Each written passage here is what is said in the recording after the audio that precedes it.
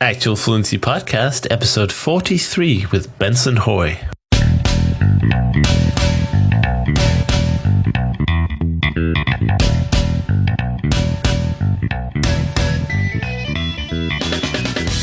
Welcome to the Actual Fluency Podcast, the podcast that gives you the tools and inspiration to learn languages faster and more efficiently. And now your host, Chris Broholm. Hello and welcome to the Actual Fluency Podcast. This is the first episode in 2015. I hope you had a very happy new year with friends and family, and I hope that you're ready to learn languages in 2015, ready to work hard and become fluent. I had a fantastic new year, and I had a really good time looking back at the year that's gone so far. And if you hadn't read that update, you can go to actualfluency.com, and it's one of the latest updates called New Year, Looking Back and Forward. And I also did a YouTube video where I talked a little bit about my experiences from the last year, blogging, learning languages, basically just getting to know the community and sort of the changes that have come out of all these new experiences. And it's quite incredible, you know, and I'm so thankful for the community. It's such an amazing group of people. You know who you are out there. I love you people. Just so friendly and open, and, you know, it's changed my life to be part of this community. But anyway, today's episode is a very interesting one. I'm talking to Benson Hoi, and Benson is a full-time web developer, and he's also an aspiring polyglot. I don't know about the aspiring part, though, as he already speaks 7 languages and knows of about 20 more. So he's probably, I would probably qualify him as a polyglot, and probably more than that. But of course, he's very humble and nice guy. We talk about programming and language learning. I thought that was kind of interesting to explore, because a lot of people ask me, you know, what jobs can I do as a language learner, and what jobs are location independent so I can stay in the country of the language I'm learning. And programming is definitely one of them. So Benson gives a few tips and tricks about what you should do and how easy it actually is. And that's about it. The other thing I just wanted to mention, just give a quick plug, is that the italki New Year's Language Challenge is starting in 2 weeks, and the registration has just opened. So if you're listening to this before January 31st, I believe the registration closes, 2015, of course, then hurry up and get registered if you are interested in boosting your language learning. Basically, the concept is that you register and you pay a little deposit that you'll get back, and then you sort of pledge that you'll take 20 lessons in 45 days, or about 1.5 months. And if you succeed, italki will give you 400 credits, and my Russian tutor is about 100 credits. So essentially, italki is giving you a 4-lesson sort of discount. And you know, all you have to do is pledge and learn languages, which we're doing anyway, right? So for me, it's a bit of a no-brainer anyway. And I'll be using the italki New Year's Challenge. By the way, you can find more information about this challenge at actualfluency.com/challenge, where you can also sign up. And like I said, the challenge starts on January 15th. But the registration runs all the way until January 31st. But of course, the later you register, the more busy you're going to be having lessons to make up for the 20 lessons that you need, 20 hours of language lessons. And it's a great opportunity to learn languages. And like I talked about on the blog, tutoring has really boosted my language learning, and it's really been a huge difference for me, you know, going out of the books and out of the memorized courses and just talking to someone and getting corrections and learning how to communicate. It's really boosted not only my skills in Russian, but also my motivation for learning even more, because I want to know more between lessons as well. So I can totally recommend it. And that's actualfluency.com/challenge to go straight to the challenge registration page. And I hope I'll see you there. I'll be doing Russian Russian, and I'll also be doing a bit of Swedish and Norwegian. So we'll see how that goes. I'm looking forward to sharing the details of those two mini projects with you later. But if you do plan to take part in the challenge, then let me know what languages you're studying on the Facebook page, facebook.com/actualfluency, or you can leave a comment on this episode's post, which is actualfluency.com/43. In the meantime, enjoy this interview with Benson Hoi.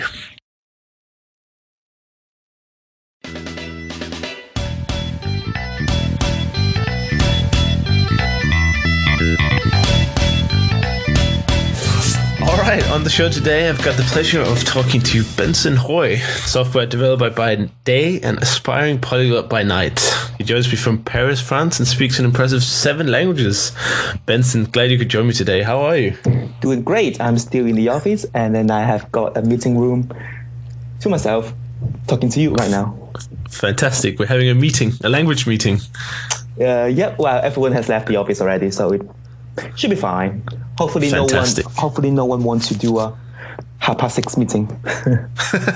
No, it's a little late for that, isn't it? But if you could start out by just giving the listeners a little introduction to yourself, take a few moments to give us your story. Like, how did you get into learning languages and get into programming as well? So, a mini bio. I was born in Macau, China, just next to Hong Kong, and it was a Portuguese colony. So my mother tongue is Cantonese, a Chinese dialect. And then from age 3, I learned English. And then from age 11, I learned Mandarin. From age 12, we learned Portuguese at school, etc., etc. But then my love for languages began at quite a young age. I remember that, for example, I don't know, when I was going to kindergarten or something, my mom was giving me some flashcards to learn apple, orange, and stuff like that, and I really enjoyed it. And so even from a very young age, I really enjoy learning languages. Cool. And how did you do it on your own, or did you study it in university?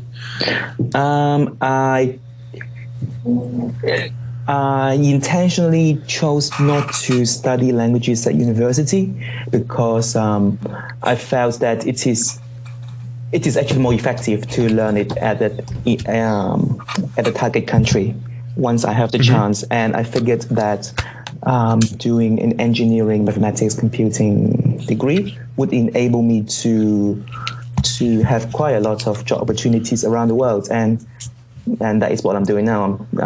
So I've worked in London for a few years after my master in joint mathematics and computing from the Imperial College London, just in case any listeners from there send me a hi. And then, so I've worked in London for a few years, and then I accumulated enough work experience, and now I can sort of travel around the world while doing programming, while immersing myself in the language of the target country. So that is, so I'm sort of living my dream. That's so cool, because a lot of people ask me, well, I say a lot of people, but I've had at least a dozen emails about people ask me, Chris, I want to travel the world and learn languages, but I don't know how. And of course, I always tell them, well, you have a native language, right? You could teach that over the internet or in a local area. But as you've just told us, programming. So talk us about the opportunity of programming if people are sitting out there considering a degree for university or getting into. And can you recommend it for aspiring language learners? Or yes, they have spoken languages and programming language have both got the word language. So by definition, a language is nothing but syntax plus semantics. Syntax is the way we arrange the words, the elements of the language, and the semantics is the meaning we give it. So you will see, actually, funnily enough, I'm actually doing a Korean programming exchange with a French guy, and some French guy who is completely fluent in Korean is teaching me Korean, and I'm teaching him programming languages. And then because he's the guy that I'm having an exchange with is quite an accomplished polyglot, much more accomplished than me. So I use a lot of language learning analogy to explain concepts in programming. And then you will actually see If you sort of see the two together, you will start to see parallels of grammar, vocabulary, syntax, semantics, pragmatics. All the times that you can find in linguistic textbooks, you can find the parallel in a programming language. Cool. And how much, let's say, training or education does it take to be where you are, capable of working from anywhere and being I guess it's a freelance programmer? The theory that I came up with 5 seconds ago is it takes exactly the same amount of time to be a confident speaker in language X, where language X is not related to your mother tongue. So let's say, I don't know, some Russian speaker trying to learn Chinese. It takes N years, N months. Mm-hmm. So I think it's similar sort of effort. But can you do it with just one language? Is that enough? I've heard from other people that you kind of need a few programming languages to be... It's exactly the same as... I like let's use the spoken language analogy. So suppose... Okay, let's pick one of the most popular programming language, Java. And if you know Java, you can sort of more or less program in C# and other languages which are related. And so you can consider them to be from the same language family. I mean, if you speak Spanish, speaking Italian is sort of something that you can learn in a couple of weeks, months, if not weeks. So it's exactly the same. So then if once someone is very good at one programming language of a particular type, so I won't go into the details, but it's very easy to pick up very similar one. It's exactly the same as, it's the same analogy as, let's say, the languages in a Romance language family. And you could do it independently as well. And what would be your suggestion for the go-to language? Would that be Java? That's what they said in my school when I was doing it a few years ago. Well, it depends. It depends. Okay, so picture yourself whether you like to work on the user interface side, for example. In terms of jobs available, there are lots of jobs available for web programming in the sense of you kind of design the page and then you write JavaScript to give it some dynamic behavior, and then start with JavaScript. So, but then learn it properly. Don't just copy and paste stuff from examples. You can, for example, I don't know, at some stage, I would imagine back at like a secondary school, we were tinkling with, in IT class, we were tinkling with JavaScript. You just copy and paste stuff and then just make the mouse, do some funky things. But that is not learning, obviously.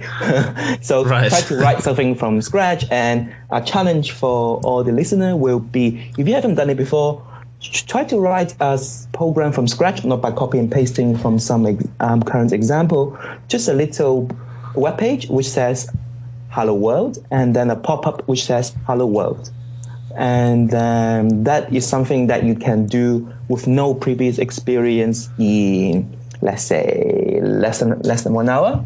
And then the second challenge for you will be to have an input pop-up box which says type in your name and then type Chris.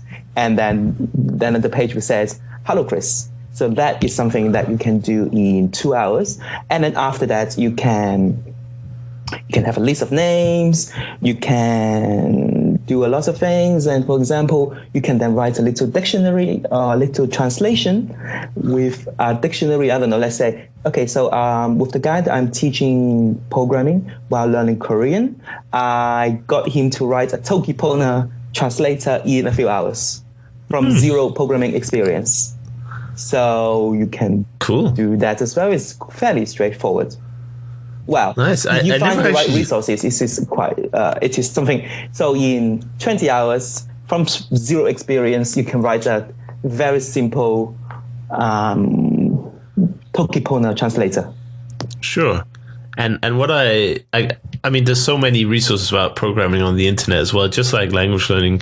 In fact, I didn't even consider how similar learning programming and learning a natural language is actually, because it just fits so well, all the analogies, I think.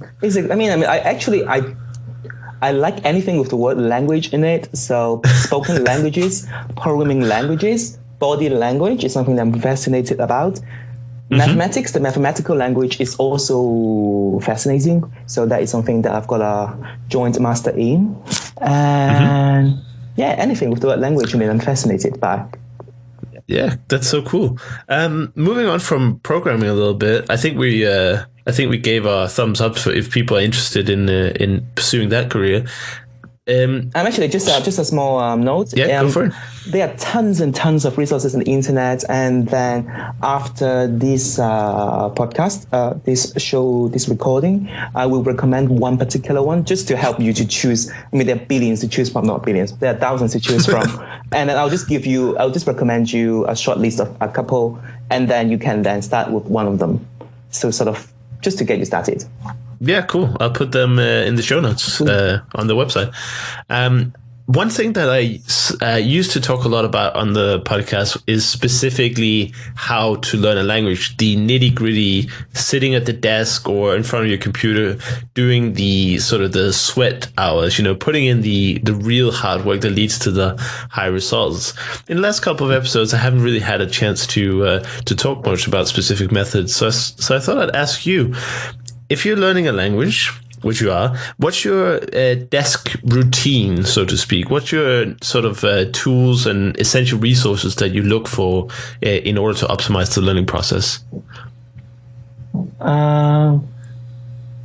Some people say that people don't really change. From age 3, you can tell how they will be at age 30, 90. And from when I was 3, I really liked flashcards. So I haven't really grown out of that. So right. I still really like flashcards. So years ago it was Anki, now it's Memrise. And so, but then it changes over the years. But I really like some form of flashcards. Do you make them do yourself also? Or do you use It changes over the year. At some phase in my life, I like to do paper one. At some other phase in my life, I like Anki. Some other phase I like Memrise. It changes. But to me, they are all the same, really. Right. Is it important that you make the memes yourself, or is it okay to use sort of, the pre-made courses, 1,000 basic words of Korean or whatever the beginner ones are usually called? So for me, it's whatever works for you, really. I mean, it's like, what is the best exercise? It's the one that you actually do. So if you like paper, then do paper. If you like electronic, then do electronic. I'm sure we've all heard of a lot of discussions and comparisons between the two. And actually, I would say do both, because at least in that case, you have no excuse not to do it. Right. That's cool. What other resources do you use because I also like Memrise a lot. And when I learned, for instance, Esperanto, I would do almost nothing and I ended up with, let's say, a few problems. What do you do to sort of fix the gaps and learn the grammar of a language and how it's connected together? I use Memrise as well, actually. I can drill. I can learn. There was some article that I read a few weeks ago about somehow some guy learned French from ABC to reading Harry Potter or something in 17 days. One of the things that he did was he copied out the verb tables every day for hours, which I think is a cool idea. I haven't actually done it myself. So what I did, and then I did, I took the idea and then I created lots of memorized entries in my Spanish list to remind myself some of the less used tenses and some of the irregular conjugations I sometimes still get wrong. So maybe if I'm starting to learn a new language, I don't know, let's say, actually no, that there are very few languages that I haven't touched. So I don't know if Chris created a language called Christen, and then it resembles human languages, and then I'll then use this. I'll just create entries on Memrise to learn this Christen language. Right. So what would your entries be? Would they be grammar rules, sentence examples, or talk us through the technical aspects? Okay. So one of my current experiments is to learn a language from scratch from day one, using authentic material. And for example, I haven't used Portuguese for 20 years, and it's just maybe less than that, somewhere between 10 and 20, and I've forgotten it. But it's very similar to Spanish and fairly similar and quite similar to French. So then what I did was that I listened to my favorite song. I don't know why I have no shame in saying it, but recently I've been listening to the Frozen Disney song for 100 times recently. My excuse is that I will learn foreign languages, and then there's an amazing version on YouTube with 25 languages of Frozen, of that song. And then for Portuguese, I took the lyrics and then I create a flashcard from them. I start by words. So in the first iteration, I will just create the words for the first bit of the song, and then I will then learn phrases. And then when I feel confident, then I will learn sentences, and then I will then learn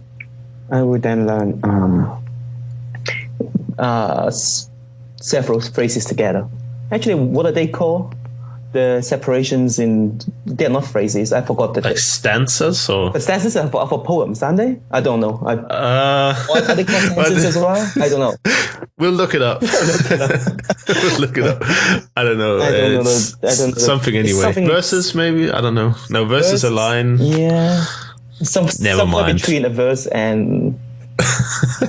Lots of sentences. Okay, lots of sentences. A group of sentences, anyway. Yeah, and then back in the days when I was fascinated by Anki, and then there is one thing called closer, C-L-O-Z-E. So I do exactly that. So what that means is that I take the first stanza, or whatever the correct term is, and then I erase one or two words from it.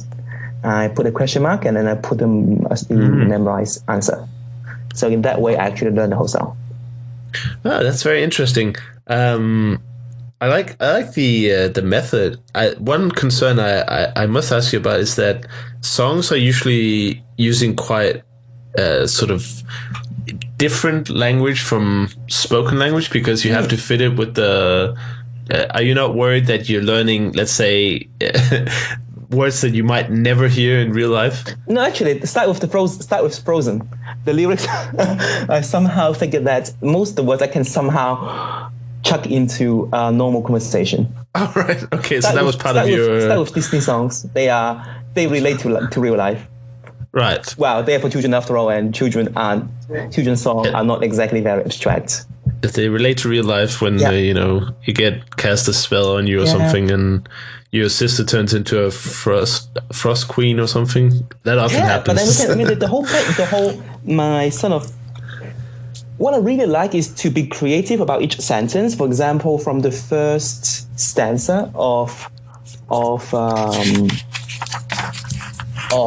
Let It Go, I can say things like, "Deep inside me, I have the yearning to learn languages," which is just a variation of the lyrics from Let It Go. And then it's really, I mean, I can actually learn a lot of grammar from Let It Go. Right. Did you do that, or was that the next up in the experiment?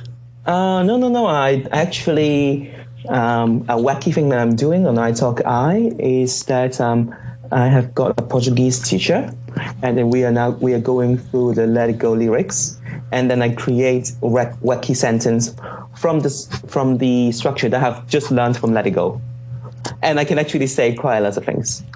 Ah, that's cool. My theory is that when I finish the whole song and master every single grammar point in it, as well as learn some related vocabularies, I can actually have a fairly intelligent conversation.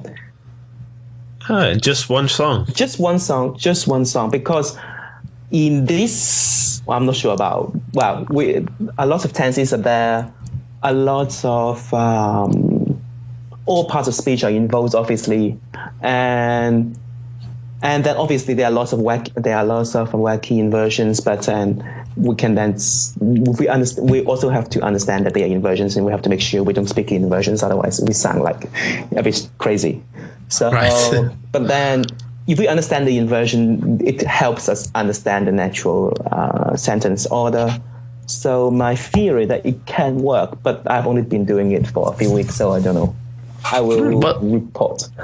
They report back with that. But that's why they call it experiments. You test things out, and that's also what I'm doing. I'm trying to find out what works for me, and I guess that's the sentiment that I'm hoping to get across to the listeners as well. Is that just because I'm asking, like you today, for instance, about how you learn languages, we're not trying to say that this is what you should be doing, everyone, but we're trying to sort of inspire maybe not a change, but at least try something different.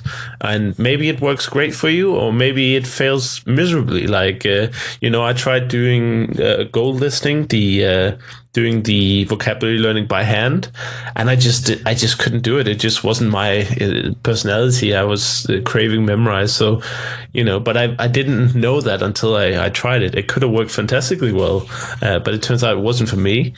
And so now I've come one step closer to a better method.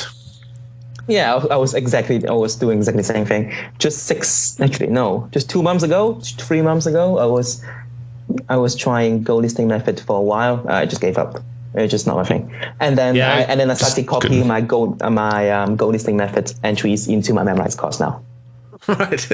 Yeah, make it work that way. Well, it's so cool. And one thing that I want to talk to you about as well is it's very popular right now to learn Chinese. Yes. And I know that you worked on Cantonese pod? Yes. It was an experiment during my degree, and some of them has got tens of thousands of episodes actually of listeners for certain episodes. So it was at that point, at some stage, it was the most popular Cantonese learning podcast. Cool. And, obviously Chinese is a very popular language to learn right now in the polyglot community. It seems like everyone is learning Chinese these days. What can you give us any tips or tricks for learning Cantonese? Yes, I'm actually creating a course for Chinese, both Mandarin and Cantonese. I will start with Cantonese because there are tons of resources already out there for Mandarin. And then, so creating one for Cantonese. And then, so the point so the way that I tend to teach Cantonese or Mandarin for that matter is to use analogy to learn the tones. Okay, let me can I go into the details, or because it's quite short, if I can explain it in 1 minute? Yeah, go for it, man. Okay, so put yourself into a story. For example, this one I took from somewhere and then I forgot the source, but then I modify a little bit. So imagine you're going to a dentist.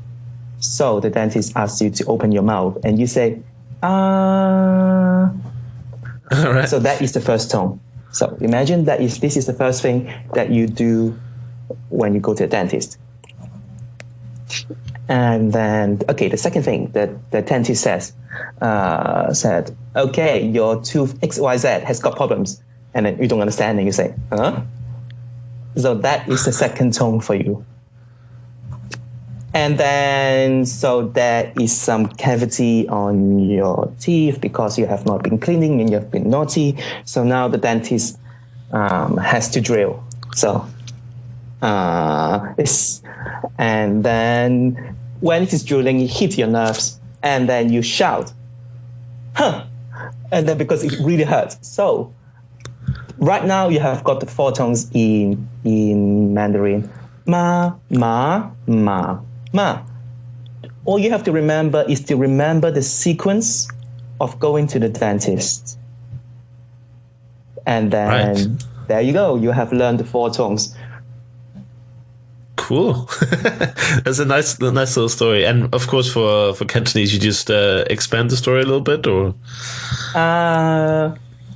For Cantonese, I haven't quite worked out the story yet, but then it's something I can create something similar because Cantonese have got more tones and slightly different tones. But I'm sure I can find I can create a similar story.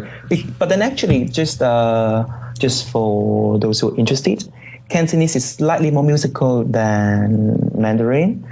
It corresponds to, if you are a musician, it corresponds to chords on whatever instrument. I don't know, let's say a dominant chord from C to G, do, so, do, so. That is exactly one tone variation in Cantonese. So you can actually learn Cantonese from musicality. Is that word? From a musical perspective as well. So for those who like stories, learn with the story method. For those who already play piano, guitar, violin, whatever instrument, you can directly approach it from a musical perspective. Oh yeah, that's cool. That's cool. And a few weeks ago I had, or maybe it's a little bit longer, a few months ago, maybe I had somebody called Victor on here. From Norway, and he speaks Cantonese and Mandarin, and he suggested people start with Cantonese if they're interested in learning both of them. Is that your view as well? Yes, I feel that because if you learn more tongues from the beginning, you will have less problem if you can do a language with 7 tongues, it's much easier to learn a language with 4 tongues later. Right. But if you don't learn I've got a new theory. So suppose you start someone's mother tongue is from a language with a very rich phonology. Let's say Russian or any Slavic language. It has got way more different sounds than a very phonologically deprived language. Let's say Japanese. So someone who is a Russian native speaker can learn a lot of other languages much easier than a Japanese speaker. So my theory is if you start with a language, let's say suppose tone is not something, if you don't already speak a tonal language, which is the case for most people, but then it will be a very long discussion. But there are ways to argue that English can also be a tonal language, but I will not go into that. But maybe I can put in a link after the show. And then, so why not start with a language which has got more tones? And then when you learn to differentiate the tones in Cantonese, and then other tonal languages, Vietnamese, Mandarin, Thai, will be a piece of cake. But I do agree with the point of view that it is good to focus on the tone at the beginning. For example, using the story method with the dentist or something like that, it is very important to differentiate between the tones. Otherwise it's like speaking languages with no grammar. Because when from a linguistic textbook point of view, a tone is actually a grammatical element. So if you speak English ignoring prepositions, it is similar to speaking Chinese with no tones. Right. It doesn't work because, I don't know, let's pick English as an example. There are lots of prepositional phrase. It just doesn't work. No. We just can't ignore it. Exactly. You need to focus on it and try to imitate and improve.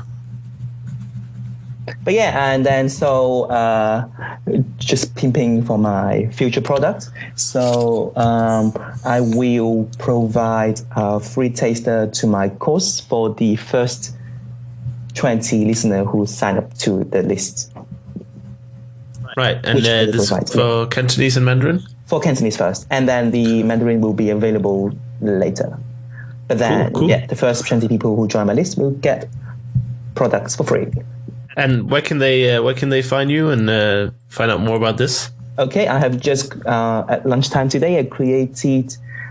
So my site is bensonhoi.com. Benson BENSON Hoi HOI.com/podcasts. And in there will be links to join a Facebook group, closed Facebook group, and then inside I will then post all these freebies for listeners. Cool, great.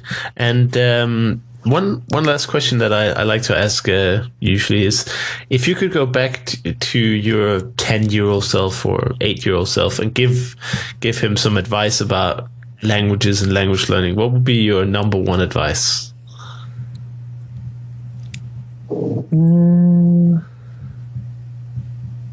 I don't think I can actually give any advice because my theory is that if we haven't had this situation to learn a particular lesson, we won't actually learn it.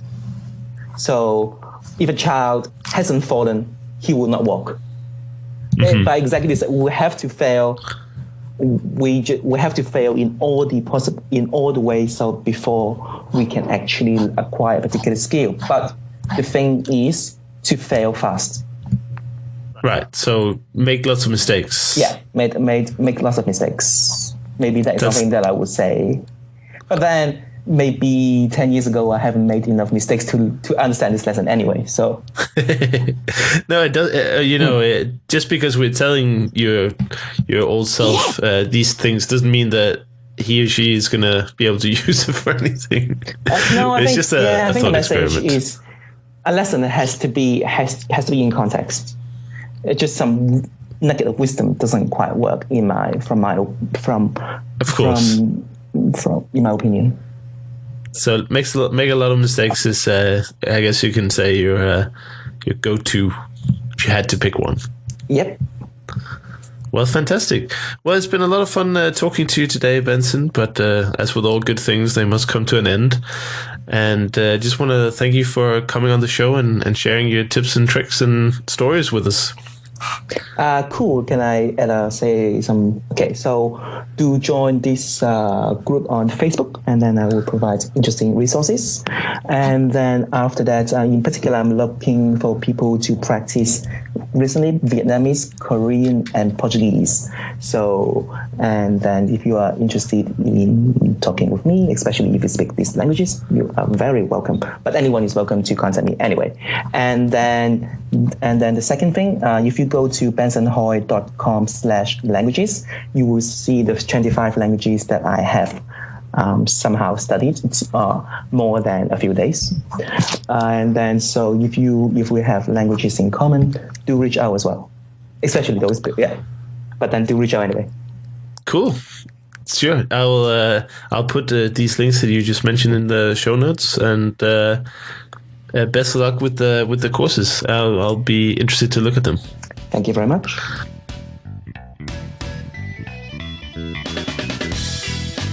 Thank you for listening to the Actual Fluency Podcast. For more information, be sure to check out actualfluency.com. Until next time, enjoy learning and have a great day.